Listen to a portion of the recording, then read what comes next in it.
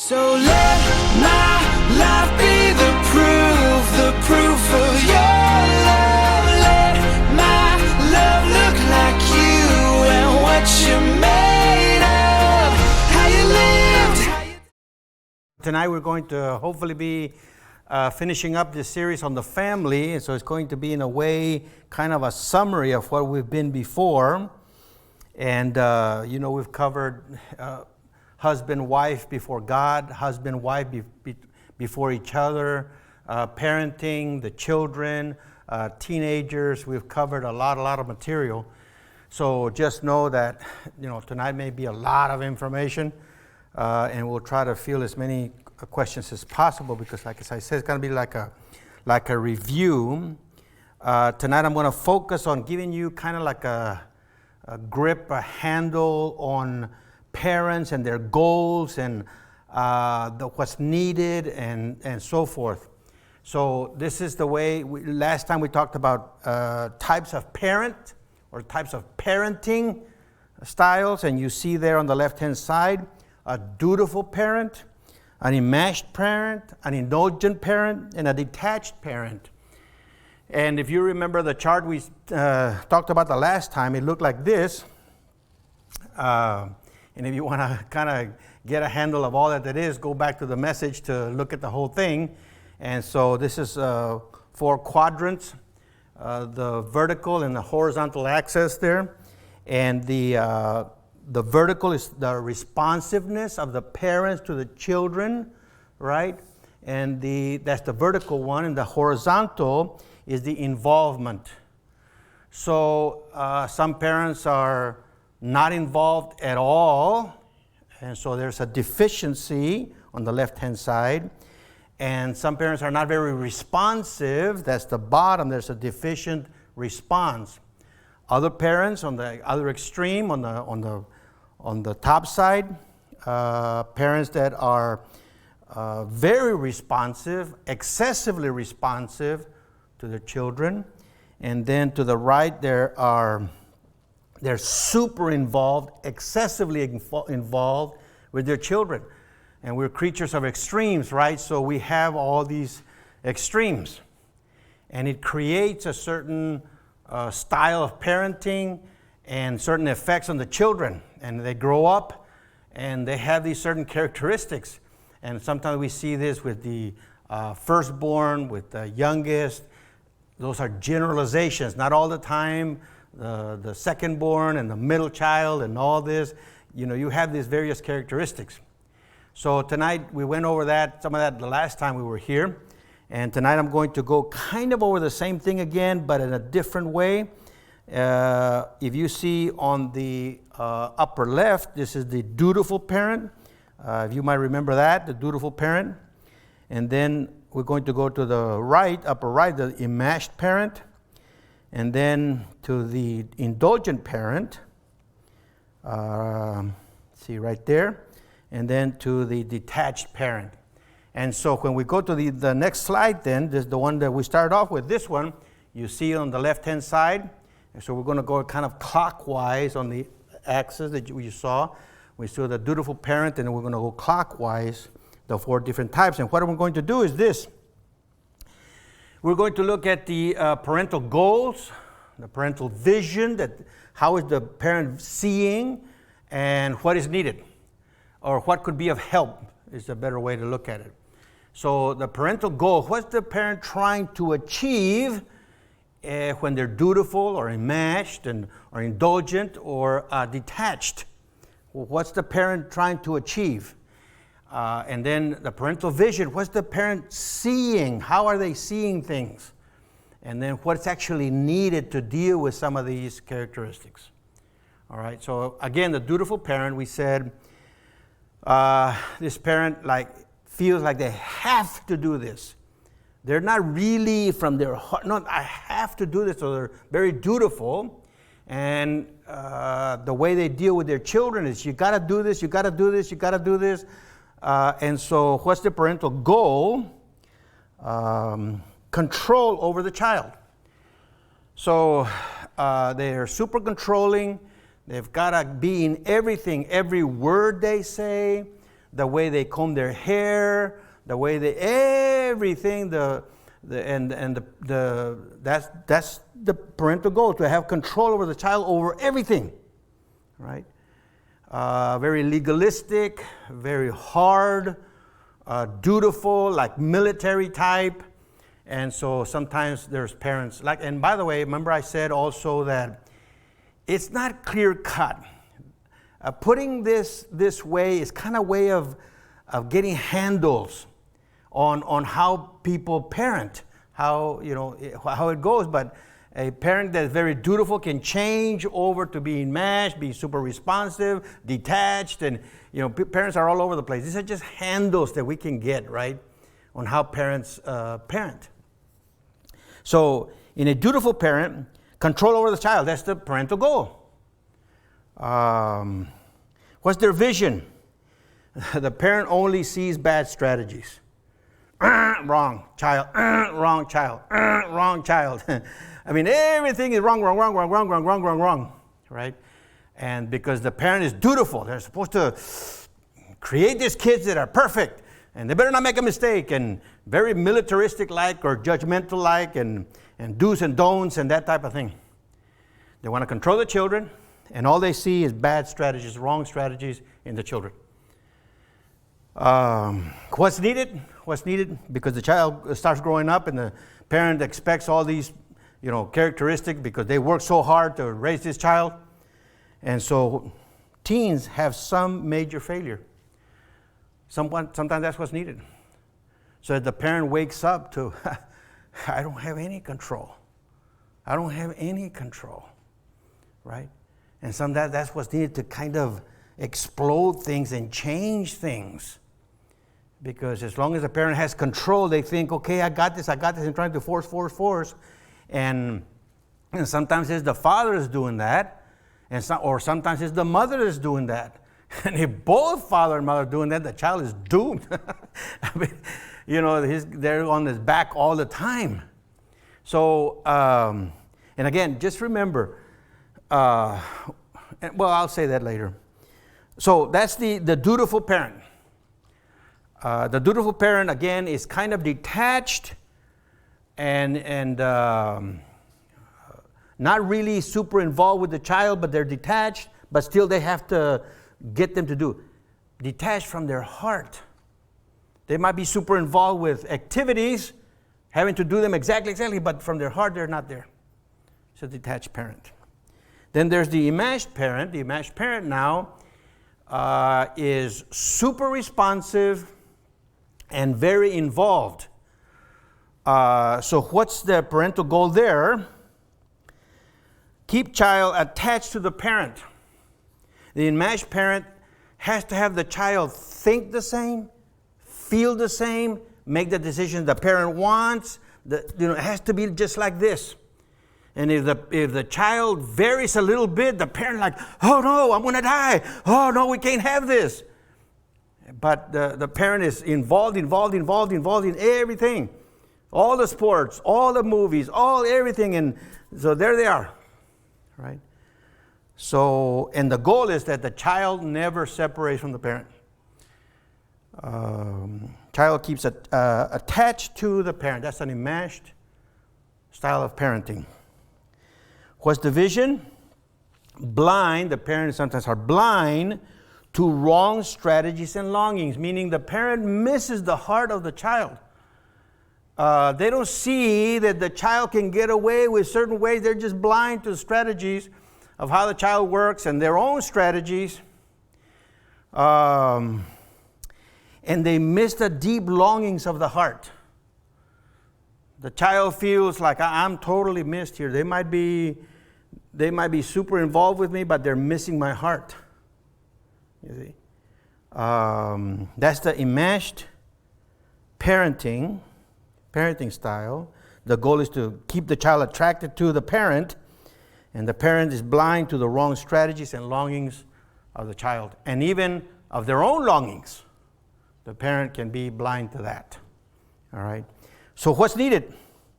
Separation from the child. Separation from the child. Sometimes the child can go on a long vacation that the parent wants to indulge or be with the child, and they go along, but the child then experiences something different, and then they may come home a very different child. You see, but that's what's needed. Is somehow there needs to be a separation between parent and child. Short-term mission trips sometimes work really well. That the child and the parent are like, oh, I remember taking this. I had this church where I used to attend when I was a young man. They had a camp and they had a bus, right, for all the kids.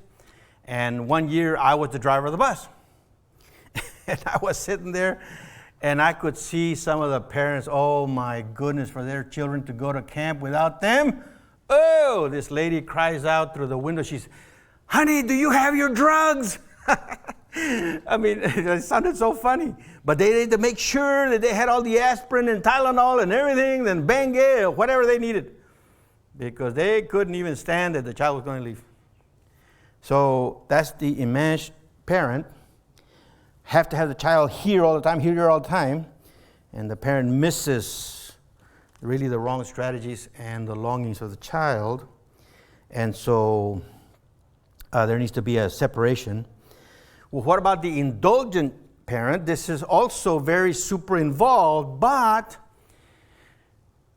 the parent is just, hey, whatever the child wants, give it to them. They want to go here, give it to them. They want to experience that, give it to them. They're just, what will make you happy? Boom, what are they happy? Boom, have your friends over. Oh, it's better to have the teens drinking there at my house, because what if they go over there and drink something over there and they get themselves in trouble? So let's buy them beer. Let's get them the condoms. Let's get them birth control, because, hey, just make them fun. Keep them happy. And the parent, very indulgent parent. And what's the parental goal there? Maintain harmony. Can't have conflict with the child. Can't have conflict. So buy them anything, everything, all the time. What's the parental vision at that point? See only deep longings. Oh, the child is unhappy here, so give them that. The child feels, they're having trouble over here, get them out of that. And very indulgent with everything. They have to be involved in trying to keep their child out of trouble or out of bad feelings or what have you, right? But they don't see the deeper longings in a significant way. They might see them, but in a way that really doesn't make sense, doesn't really connect, right? What's the need there? Conflict with the teen. They need to have a good knockdown, drag out with the teen. Wait a minute. We don't feel the same. We don't think the same. We don't have the same things going on here. I want something different than you. You might want to get me all these things, but I want something different. And so there needs to be a big conflict. And that's what's going to help. It's unfortunate, but that's sometimes what's needed. So what about now the detached parent? The detached parent, not as responsive and not as involved, very lacking on both. When a parent is that way, what's the parental goal? Avoid responsibility to child to avoid exposure. Some parents are so afraid of making mistakes, of being exposed as weak, of being exposed as irresponsible, that, you know what, I might give you money, but I'm going to be detached from you. And whatever you need, well, maybe talk to your other parents or, talk to the coach, or, very detached. Because they want to avoid really the responsibility of the major needs of the child. And that's one of the things that in our times, some people would rather go to work than be at home, because the children require so much of the heart from the parent. The children are literally asking for the soul of the parent. And sometimes the parent is so tired, like, trying to breathe, right? So they become very detached. And there's many reasons why these different types of parenting occurs. There's many different reasons why. We have to look sometimes at the parent's own background, the way they were brought up. Were they brought up in an alcoholic family? Were they brought up in a military family? Were they involved in all kinds of things that affect the parents, and then all they know is this is the way I was brought up, so that's the way they bring up their children. And they have no idea what's happening, you see. And so you have these different types of parenting styles that are there. And like I said, these are not hard and fast. You know, if you're at one point a dutiful parent, you're going to be a dutiful parent all the time. No, it can get very mixed up. This is just, again, for getting a grip, a handle. Okay, you know, sometimes I'm that way. Most of the time I'm that way. Or, you know, whatever you want to look at.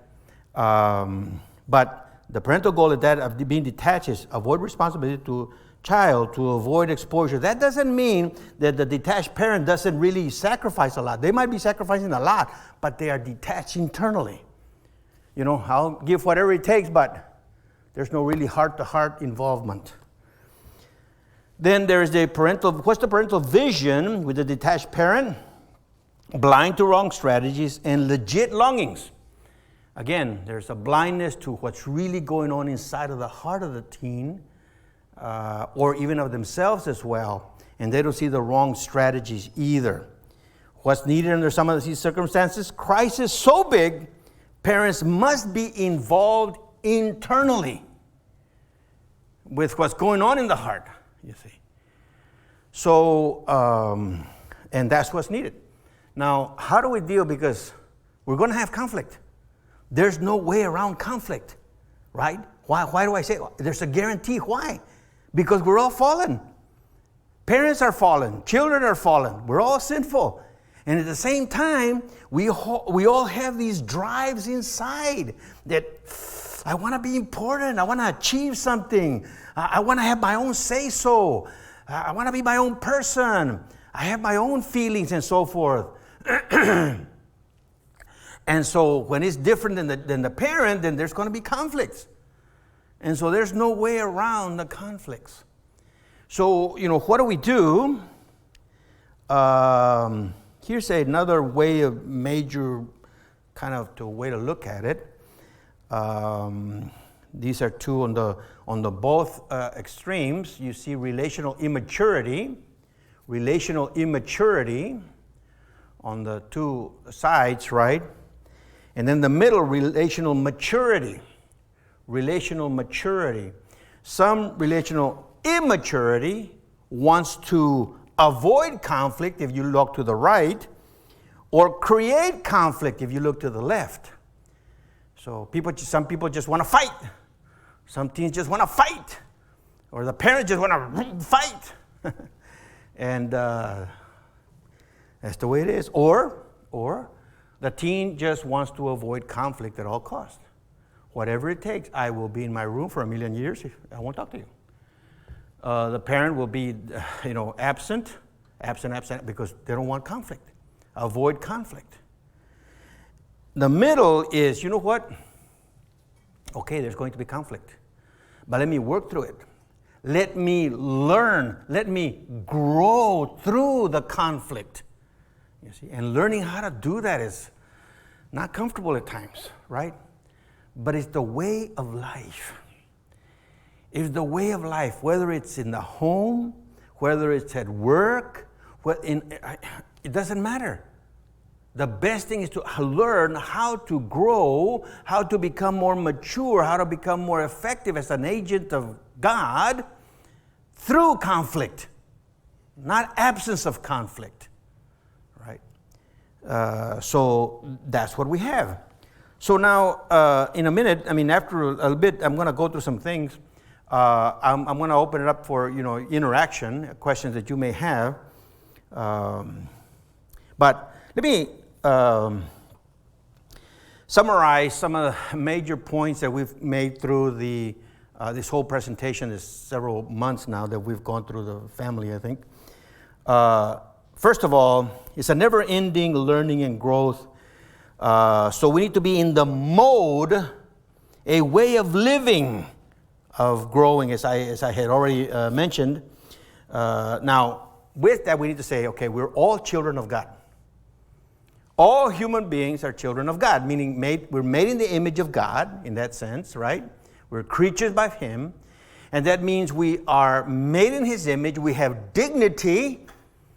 We have profound, mysterious dignity that no other part of creation has. Human beings, because they're made in the image of God, they can relate, they can think, they can choose, they can, everything just like God to a big measure, right? I mean, God is self-sufficient, He's eternal, we're not, we're creatures, etc. There's some limitations. But we're made in His image, and that gives us incredible dignity, but also we are fallen, right? From our first parents who fell, we are fallen. And with that comes all the trickery of the fallenness. All our faculties are used to try to gain life apart from God. We might acknowledge God, we might want to follow Him, but we may use our tears, we might use our brains, we may use our physical being, we might use everything, emotions, to get our own way, manipulate life, right? And we all have that. On the other hand, we all long for love. We long for meaning. We long for things to work the way they're supposed to. And I mean, it's so basic, right? You're driving down with your car and your car starts making a noise. It's like, again? Or whatever, something breaks down, or somebody says something that pierced you. It's like, why'd you have to do that? Why'd you have to say that? Things go wrong. And we want things to work right? We want to be able to love and be loved. We want to have a relationship that function well, that we can enjoy and accomplish things together. And we want to be acknowledged that, we have meaning. That's why sometimes a mere little comment can mean so much. Hey, man, I missed you. You did? Well, that felt good. That you were missing me. Something. Because, again, we're made in the image of God, yet we're fallen. So, don't fight it in terms of getting away from the fallenness of the world. Don't fight it. The best thing is to say, you know what? Let me by faith, enter into whatever God has for me, and let me learn, let me grow through it so I become a better person that I can then now give to others.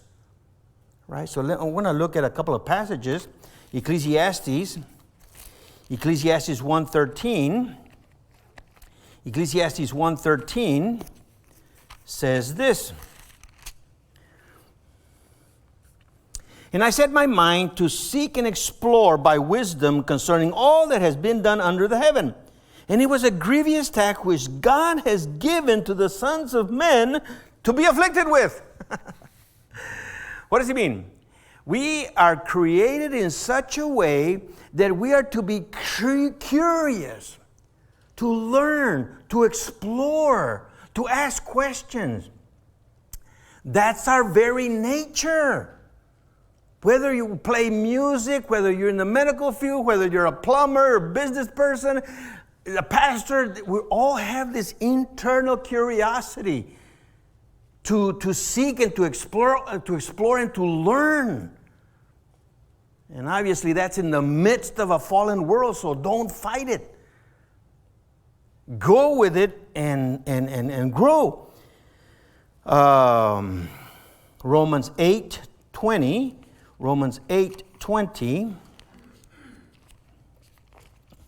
says this. Romans 8:20. For the creation was subjected to futility, not willingly, but because of him who subjected it in hope. That's a weird saying, right? Subjected to futility in hope? What in the world is that? Well, we're living in a fallen world, and how can we use that in a good way, in a hopeful way, where there's something good at the end of the process? You see? And so God is using the very fallenness to bring good out of it. He's subject to futility in hope that the creation itself also will be set free from its slavery to corruption into the freedom of the glory of the children of God. He's working something glorious, and we're being changed. For we know that the whole creation groans and suffers the pains of childbirth together until now. That's the way it is. So don't fight it. Learn and grow from it. What's the foundation of it all? Where do we get started? Right? The foundation of entering into this, especially with the family, because that's where it is. Proverbs 14, verse 26. Proverbs 14, verse 26 says this: in the fear of the Lord, there is strong confidence, and his children will have a refuge. In the fear of the Lord, meaning our deep respect for God. Let me learn about what God values, what God wants, and I'm going to respect him above what I want. That's the beginning, right? Having this profound respect for what God has said, because we all have our own ideas. We all have our own ideas of how life is supposed to work. You see? There's a way that seems right to the man, but the end thereof is death. And we know because our own fallenness shows us we need someone greater with all wisdom. That's God. So the fear of the Lord is the beginning of wisdom, Proverbs 1:7. And here in Proverbs 14, 26 and 27, also James 1, 8 through 2 through 8, right? James 1, 2 through 8. Encounter all joy, my brother, when you encounter various trials. Meaning, look to the end product. It's not a matter of being happy when things go wrong right in the spot. Oh, goody, there's a fire in the house. Great, praise the Lord. No, it's the end product of responding appropriately to the fallen world.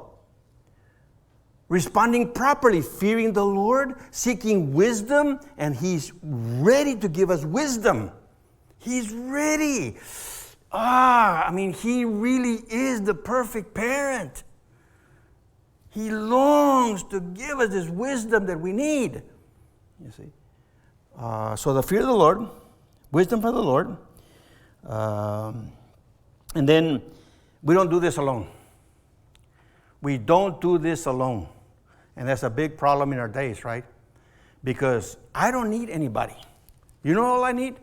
All I need is Google and YouTube. I can get all the information that I need. No.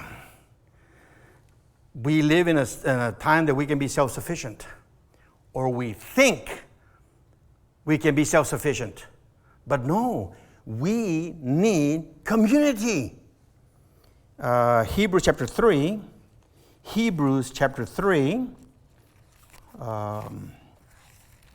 And that's affluence and prosperity can be a blessing or a bane, as they say. And many times when we have more than what we need and have all the pleasures, who needs God and who needs people, we begin to think. Hebrews chapter 3, verse 12. Take care, brethren, that there is not be in any one of you an evil, unbelieving heart, that falls away from the living God. But encourage one another. Does he not say that? Human being to human being. This is the way God has designed it. None of us are to be loners. We need other people to help us live out what we have up here in our noodles. What we believe and what we think, as we live it out, truth begins to come out that I thought it was going to work out this way. And people are like, oh man, you're way off. Or there's some blind spots here, brother. Right? But encourage one another day after day. Isn't that amazing? We get together, some of us once a week. It says there day after day, as long as it is still called today, so that none of you will be hardened by the deceitfulness of sin. When we're by ourselves, man, we can cook up all kinds of rationalizations why I can get drunk. We can come up with all kinds of reasons why I can do this immoral thing. Why I can be mean to my parents, to my children, to my siblings, because they deserve it anyway. Bah! It's not until we live in community and we allow them to give us input, and we begin to trust them, and they trust us a little bit, and we live in community to where we can help one another. You see? So the fear of the Lord, the need for wisdom that God is willing to give, and to live in community. What's one of the things if you start talking to people about religion? Oh, no, that's a private thing. That's privacy. Be quiet.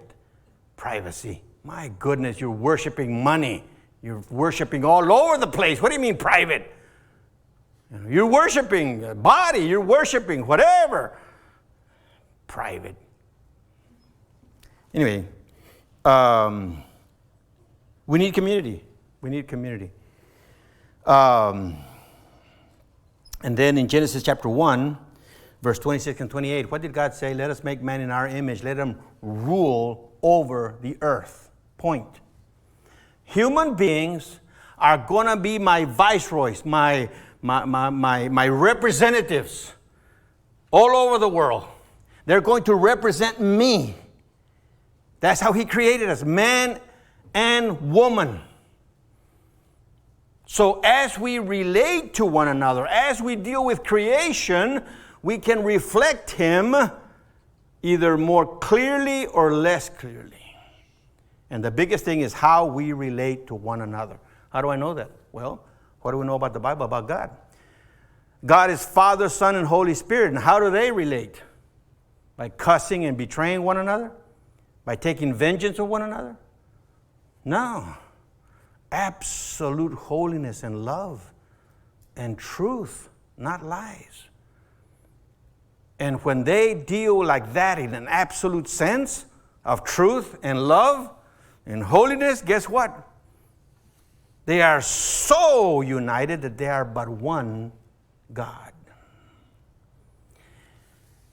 And isn't that so basic in life? Some of us remember, some of you are in the middle of it. You fall in love, it's like, oh, we're one together. Oh, it feels so wonderful. Yeah, because God created us to be one.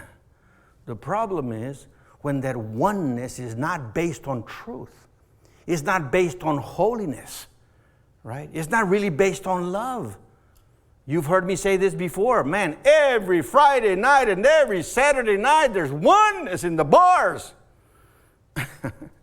People drink a little alcohol and all the inhibitions are gone. All the walls are gone. And woohoo, here we go. And then in the morning, go, man, what happened there? Because the oneness was not holy, was not really loving. They were just using one another. You see? And within the family, sometimes the parents use the children use the parents. And that's why it is very important to go back to the Word of God and say, how do we represent God well? You see? And then, before I open it up for your questions, your comments, you know, anything that's really worthwhile, guess what? It's going to take work. It's going to take work. You know, sometimes it doesn't seem like that. My wife and I, most of you know, all of you know where we live. And many times people come over. And they want to come over. And that's great. And they're able to enjoy.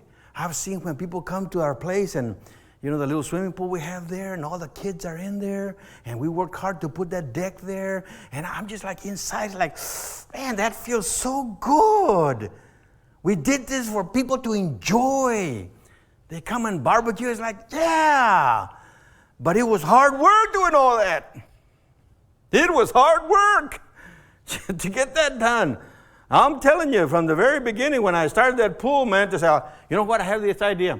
I'm going to sink it a foot and a half underground so that the deck won't be that high and it'll be much more enjoyable. Okay, what is it going to take? Better start measuring that circle. So I got the shovel, literally a shovel. Boom, boom, a circle, a circle, a circle. And I realized, I'm never going to finish. I was sweating and huffing and puffing. So a friend of mine says, hey, man, I got a backhoe. Okay, bring a backhoe, you know. But it took a lot of work. But with that work now, my children, my grandchildren, other people can enjoy, and it feels so good to see them enjoy. But it took a lot of work. And some of you know exactly what I'm talking about. You've worked hard, and sometimes other people enjoy what you did.